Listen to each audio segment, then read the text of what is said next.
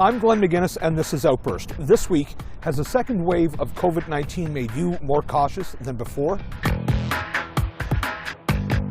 Cautious in the sense that it's kind of scary that we still haven't figured it out. The winter's going to make it a lot tougher. Reinforce that this isn't going away and that we need to take it seriously. And now with the second wave, I'm thinking, oh my goodness. It was predicted that the late fall and early winter could see a surge in COVID cases. When the pandemic hit last March, so much was still unknown, and many Canadians chose to stay at home and follow the advice of provincial and federal health officials. Now that we've had almost 1 year of a pandemic, is your approach to COVID-19 more relaxed, or are you more careful than ever? Our question. Has a second wave made you more cautious than before? I don't know, because the first one was definitely like a shock. So like we took extreme caution. I feel like we're still cautious, just like we know better when it comes to certain things. Like instead of being overly cautious, we're like at a safe level.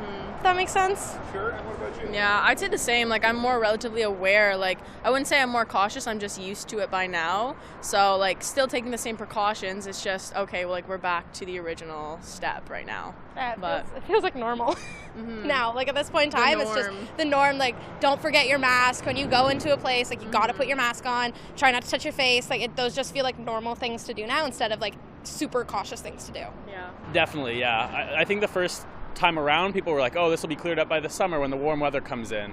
But understanding that we have a full winter ahead of us, that I can't go out and sit on people's porches and talk to them or stay on their lawns. Like the winter is going to make it a lot tougher. So as I understand how long this is going to last now, I'm definitely more cautious. I guess as we got closer to the start of October and cases were starting to rise, I'd also seen a few things at the gym that kind of made me a bit nervous. You know, I trusted the gym, I didn't trust the gym members, and it's the same thing with the public in general. I trust what stores are doing a bit more than I trust what the people in stores are doing. And so, yes, it's definitely made me a lot more cautious. Personally, I've been cautious the whole time, so I've been taking, as many measures as I can. So not much difference, to be honest, other than visiting my parents once in a while. I don't see anyone else, and it's just to and from work, and that's it.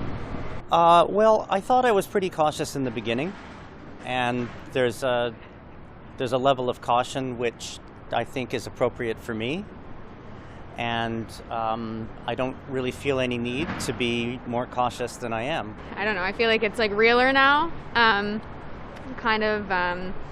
lot of people, especially coming back to school, people are being kind of like, they're not taking it as seriously, and then so with the shutdown, it's kind of showing that you can't just come back and party and do kind of what you were doing before. There are consequences to your actions. No, I was always cautious from the beginning.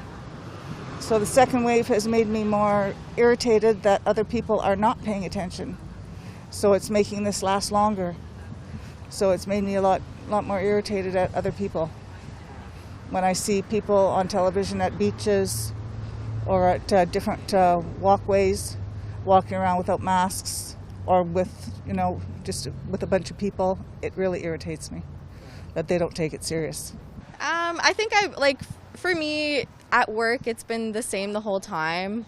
I work in Mississauga, so Peel is one of the worst places, so it never really slowed down.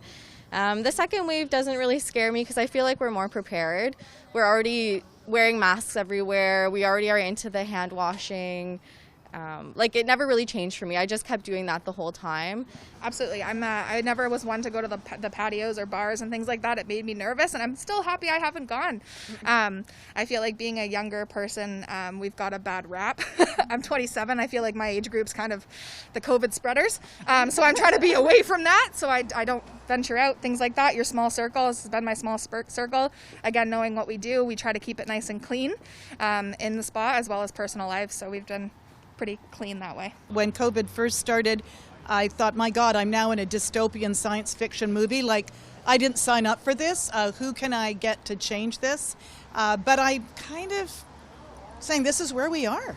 To tell you the truth, I don't believe in it 100%. But I go with the flow. Yeah, like, I mean, it's a little bit too much. to understand it or to even imagine like what's going on. So really, I don't believe in it, but I go with the flow. And now with the second wave, I'm thinking, oh my goodness, we need to pull back a little bit. We don't want to make anybody sick. And I'm not going to visit people again. So I've stopped visiting people again. I've stopped going to restaurants again. And we all started doing things again. And yeah, with the second wave, you're just a little bit more scared, right? That this all could happen and even stronger. Definitely, I feel like a little bit more cautious, but very, very similar amount of cautiousness to at the beginning of the pandemic, you could say. Definitely, but it's weighing more heavily, though. A little bit more heavily. Yeah, certainly. To reinforce that this isn't going away and that we need to take it seriously. I'd say no, because I was pretty prepared. I'd say it was expected, so I guess not really. Still following the rules, social distancing, putting on the mask, but yeah. Less cautious, I'd say, because I'm more fed up. And I think we kind of know what to expect from quarantine. So in that sense, like, it feels like the danger is less, like there's like less hysteria, you know? Like, we know what to expect, so no. I think I'm more relaxed now. Yeah, I mean, I'm following the same guidelines, like kind of going back into the same routine as the first one. Cautious in the sense that it's kind of scary that we still haven't figured it out. This fiscal year, the federal deficit is expected to exceed $300 billion. This is due in large part to relief measures put in place by the federal government to help those who lost their jobs during the pandemic stay financially stable. And while these measures may have been necessary, Canada's Parliamentary Budget Officer says this kind of spending can only last for another year, maybe two. So we took to the streets to get your take on this. Our question: how concerned are you about a growing deficit? I'm going to be all right. It's my kids and my kids' kids that are going to be suffering and paying for this Liberal government's decisions. I thought Pierre Trudeau was bad for Canada, but his son is even worse. The federal deficit now, I suppose, is like gone through the moon because it's, you know, they're dealing with COVID and now they have that excuse to blame everything on. So how you'd ever untangle that mess, I don't know. Personally, I don't know. Print some more money. Who cares? It's already become too big an animal for the problem to be, you know, it's going to self-perpetuate. You know, it's like a wheel now that's got momentum, it just can't stop. You know, I think there's going to be a long-term effects from this, and I think that a lot of people, not even now, but in the years to come, are going to have difficulties with jobs. So it's kind of concerning to see where this might be going. Very concerned because there's a lot of people now that are very limited income, people out of work. And right now, if for them to make up for that money now, they may end up increasing taxes again, which is something that will be really harsh on the economy here. People will end up leaving the province. Not really concerned because I think we'll always have a deficit. There's just money, really, at the end of the day. You know, it's a tough one for me because I know that I've also seen reports on how poverty has lessened, you know, because of the money that's been going out. But is it going into the hands of the right people? Maybe not all of it. Because we're in like a condition that is like unprecedented, it's definitely things that have to be spent, and a deficit is going to occur. And I think that we're going to have to deal with that in the future because we're in an unprecedented time. So what else are you supposed to do? I would say fairly concerned. I think there's a lot of small businesses that are relying on people being out and about, and the government has to step in and do something, but that obviously means that this money's going to have to come from somewhere. So I think it's going to be a struggle going forward for the country, but I'm confident that we're going to be able to pull through. It's a concern, but I think at the same time that there's a real need for that deficit to be as high as it is and potentially continue to grow. Everyday Canadians are struggling, businesses are struggling. I just really do think that that the government has a role to play in making sure that putting people first, basically. So I feel like this is a wartime economy and we'll just have to deal with it, and it won't be hopefully like the Second World War and go on for like 5 or 6 years. Hopefully in the next year we're going to come out of this. So I don't mind a growing deficit right now. You know, my real concern is what is our tax situation going to look like over the next couple of years as they try and recoup this sort of as quickly as they can. Everyone is losing out in the end. Businesses especially. I mean, I don't know how a lot of businesses have gone under. I don't know how businesses are even going to recoup all the loss. What are they going to do? What are their options? If they don't do anything, then there's going to be so many people that are going to be screwed. But so they have to do something. I guess it's really like what they're going to do and how they're going to get rid of this huge deficit once this all settles, if this all settles, and when this all settles, right? I pray to God that it does soon, right? Like everybody, right? But it may go on for another year, right? What is the other option? What I would like to see is, though, all of the companies and firms who are making money in the pandemic pay a little more taxes that would offset the deficit. And that would be a nice change to see. I think we have to have a look at some of these offshore accounts that are holding money that should be taxed for good here in Canada, and helping people in the pandemic is certainly a good use of tax money. I don't feel that, I don't think that fear is productive, for me personally anyway. I think that there's been a lot of scientific evidence about investing in community and the downstream, cost savings that come from that. And when I see the amount of homelessness in Hamilton and the amount of people suffering, I can't say, yeah, we need to save more money. Like, for what? Like, we just need to readjust the budgets and find more efficiencies within government, because not investing in communities is never the right answer. Well, I'm very concerned that people are taking advantage. And that part bothers me. Because if so many people take advantage, then the people that do need it, it won't be there for them. And then it'll be cut off for the ones that seriously need it. Well, it was definitely helpful having EI when I was off from work at first. So, I mean, I do think it's important that everyone has that option. But at the same time, I feel like with our generation, everything's kind of always seemed out of reach, like buying a home, saving. So to me, it hasn't really changed too much, because I've always kind of been worried about that to begin with, before all of this.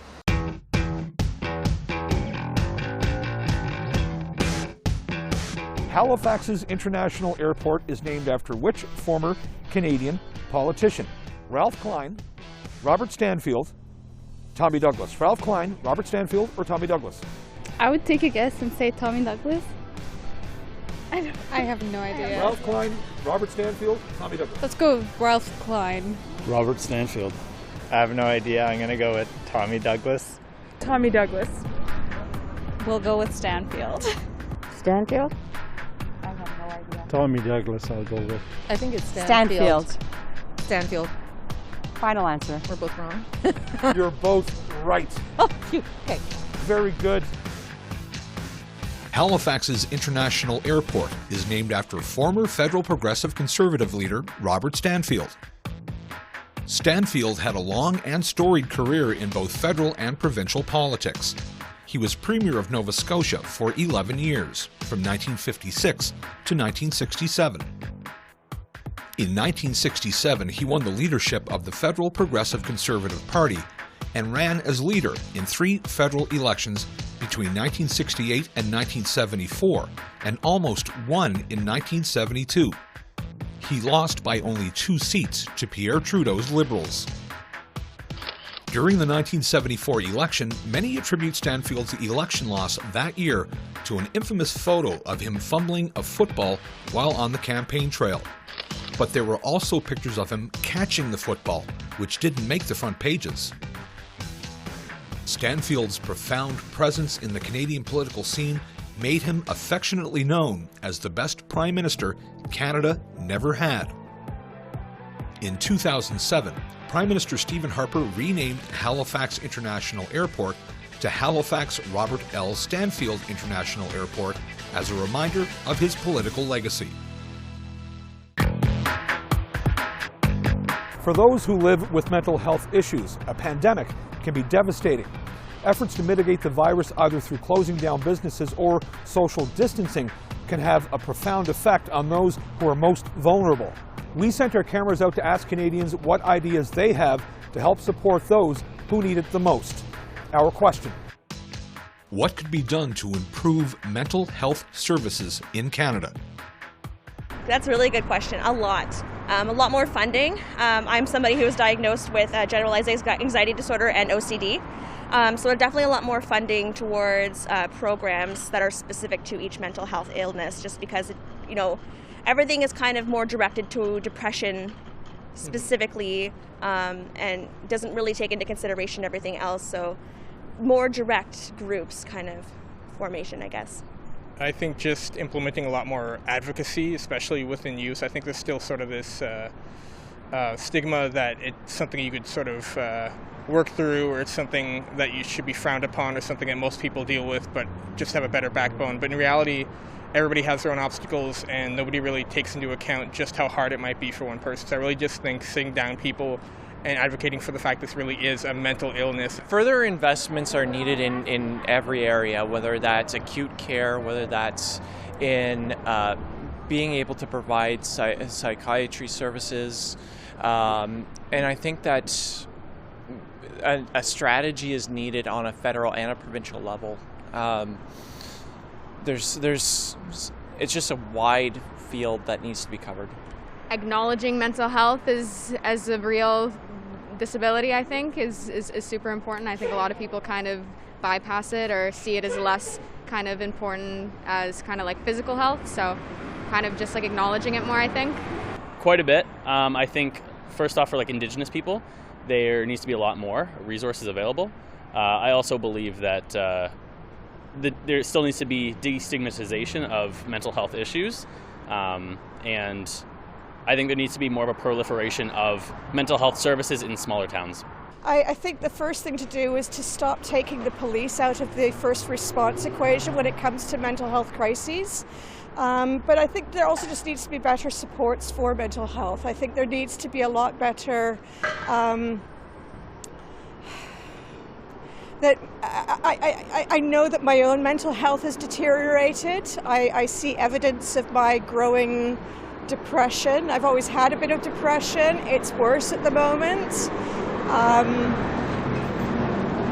I just think that there needs to be better supports for people who are in crisis, especially when they're in crisis, but in general as well. I'm a person that does deal with mental health issues, so I've been lucky enough to be in person when I go see my therapist. But I know that a lot of people can't, or they're taking extra precaution because they have family members who could get increasingly sick. So actually, what I think she said, that having the opportunity to meet someone outside and talk to a therapist or talk to someone, so that way it incorporates getting outside as well as being able to see them, because Zoom is one thing, but being face to face is so much different, because Zoom can lag, you can have Wi-Fi connectivity issues, and there's a huge difference between face on face with someone or being on a video call. Yeah, more social programs. As somebody that's struggled, if you'll say, it's good to see that we're seeing an uptick in that, whether it be in the corporate front with provided benefits, things like that. At least I know that with the corporation I work for, it's been an encouraging thing to see that increase year over year. And conversation, I think, not being afraid to have open conversation, that it's safe and it's a safe environment to vocalize your needs if you're struggling. In terms of medical insurance, if going to a therapist and everything, it could be insured and covered. I believe that everybody needs a therapist for mental health and mental issue. It needs to be, we need to raise awareness for our mental health issues. And I think it's really important. What can be done, because for example, for my employer, there's a lot of talk about mental health, constant meetings and discussions. But I know my colleagues wanted to reach out and actually get mental health help and assistance, there's barriers to costs, because if you go and see a professional, even a best employer will give you only a few sessions, and then these people were then later on had to pay out of pocket, and they couldn't afford it. So therefore, their mental health may be improved slightly, but not enough. We need more people, more volunteers, more outlets for these people. Go out into the community and talk to them. Don't wait for them to walk into an office or an outlet or a tent set up in somewhere. You have to go out and find them. The outreach, for me personally, it's more cultural than anything else. Being Asian, it's hard to find mental health workers for Asian communities. So I think a big focus on that. Maybe offering a line of service where you can access freely, because I think the communities that are most impacted by the pandemic are the ones with the least resources. So that would be a good way. The most important thing is probably reducing stigma and recognizing how prevalent those issues are amongst society and all sectors. I think a particular attention is probably going to need to be paid to younger people in society who might have less of an ability to rationalize what's going on. I will say though that the quarantine definitely doesn't help. That I consider myself a pretty stable person, and even I'm having trouble during quarantine, just staying positive, and it's very hard. And I can imagine someone who already has mental health issues, just being at home and on their own, it really doesn't help. It's very it's dangerous for sure. Quarantine is not good. At the beginning, when the pandemic hit, many Canadians were taken by surprise at how quickly things would change all around us. Well, these days, Canadians have adapted a little more and try to live their lives as normally as possible. We spoke to Canadians to find out how this pandemic has impacted them up to now. Our question: how has the pandemic changed your life? My life didn't really change personally, but for work, it was super stressful. Things were constantly changing in the beginning because no one knew what was happening. All our protocols, our PPE were changing hourly, weekly. There was new testing that we were doing. First it was throat swabs, then the nose swabs, and then they switched to the throat swabs, and then you had to do throat and nose at the same time. So it was pretty stressful work-wise, but in my personal life, it was pretty much the same, besides not seeing my family. It's changed it quite a bit. For the first wave, I was completely isolating. I was only leaving my home to go to work. I actually work in a group home with a vulnerable population. So it's been really hard with the limitations, they can't see their family. You're trying to keep spirits up, but it's just, there's no real end in sight. It's very frustrating because the mask, you can't really connect with people on a deeper level. You can't really read the room. You can't read their expressions. So I just find in stores and places, I'm a very chatty person, but I don't, because it's just hard to chat when you don't know what's going on behind the mask. But overall, we're actually coping pretty well. I loved entertainment, so concerts and stand-up comedians and those kinds of things, and they just aren't happening anymore. I'm a people person and I'm a hugger, and everywhere I go and people I see, people want a prop. They do this hand gesture. And I'm a hugger. I just want to give people hugs, and I know I can't anymore. I haven't been able to see my family. That's been a great change in my life. And I haven't been able to work as I'm a hairdresser. So that's changed my life quite a bit. But not seeing my family, my grandchildren, that's been a major, major loss in my life. No toilet paper for a while at the beginning. But, slowly but surely, I think everybody's getting their feet and kind of getting used to the, wearing a mask all the time kind of thing. So for me, not really affected too much, but I feel really sorry for a lot of families out there. They've really been affected. Job losses, what you do with the kids and so forth. So I'm one of the lucky ones. I just moved here right before, so I was kind of in the middle of a career change before. So I was in the hospitality industry before this. I'd imagine that if I was still in that line of work, it would have affected me a lot more. Although I'm in kind of the tech industry now, so I'm working from home. So that shift kind of happened naturally, but the whole aspect of not being able to meet up with my friends, to socialize, I think it's a little bit silly that, I can't have two of my friends over, but I can go sit at a mall at a food court. So that aspect of it is kind of what's affected me the most, I think, at the moment. I definitely feel like it's kind of made things a bit more hectic, a little bit more uncertain, you could say. Well, I'm at home a lot now, because I can't work anymore because my field is, because I was in the like the music event field, like I would set up stages and stuff, so I'm at home a lot now. The future's really uncertain for that because we don't know when the quarantine's going to end, so very uncertain and a little bit depressing. Slowed it down, for sure. Made me reevaluate exactly what was important or not, what was irrelevant, what was superficial, and like kind of zoning in on what I wanted to do next and what kind of life I wanted to live. Change the way I spend time with family, I'll put it that way. First, like value families a lot more, and then how much time I spent with friends and how much that like meant to me. And then the pandemic kind of stopped that, so now we're finding different ways to like connect. The pandemic has changed my life because I'm from Waterloo, and so I haven't been able to go home because I have a family member who's immunocompromised. So it's definitely been a lot more isolating than I initially thought. But yeah, it's just getting used to doing schooling online and kind of being away from my family for a while. I don't think it has that much, to be honest. No, I don't think, aside from things are just not as convenient. I guess that would be, yeah, so aside from that, I'm lucky enough to have good work, so I'm not really affected. In some ways it's changed for the better, but at the same time it can definitely be super stressful because everything's online and you still have deadlines, but then you have to like be concerned about checking in with your family and friends to make sure they're still safe. So higher stress, but in some ways it's been good. I'm living a lot smaller but a lot greener.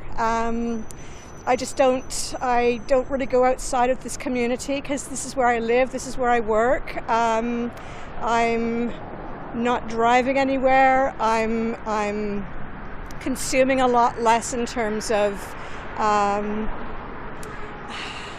just consuming a lot less, you know. I just don't want to go to stores. I just don't want to be around people too much at the moment. Thanks for watching this episode of Outburst on the Cable Public Affairs channel. I'm Glenn McGuinness. If you have any comments about this show or any other show, you can find us on social media. You can also find us on our website at www.cpac.ca. It's your turn to speak up, and we're listening.